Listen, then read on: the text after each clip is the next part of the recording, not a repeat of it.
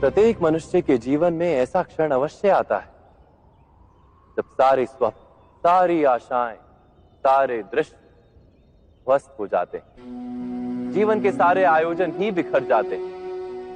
एक और धर्म होता है और दूसरी ओर सुख।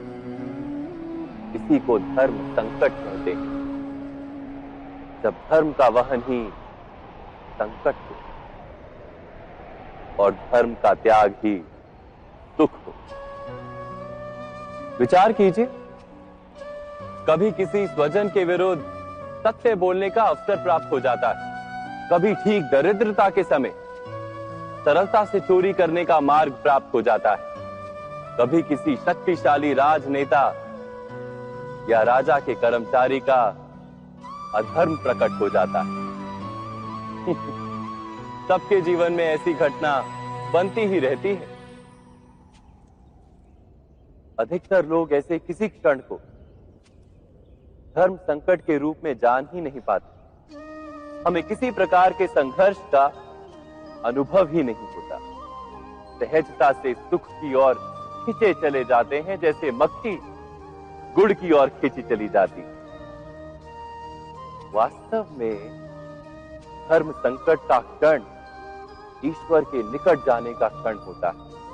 यदि हम संघर्षों से भयभीत ना हो, सुख की ओर आकर्षित ना हो, अपने धर्म पर दृढ़ रहे,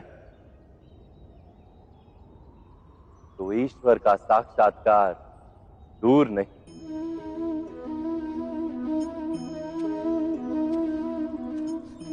पवन से युद्ध करने वाला पत्ता यदि पेड़ से गिरता है तो भी आकाश की ओर उठता है। पवन से झुकने वाली घास वहीं भूमि पर रह जाती है। अर्थात धर्म संकट से यदि हम संकट को ही टाल दें तो सुख तो मिलता है, जीवन बढ़ता है, किंतु क्या चरित्र नहीं टूटता? क्या आत्मा दरिद्र नहीं हो जाती?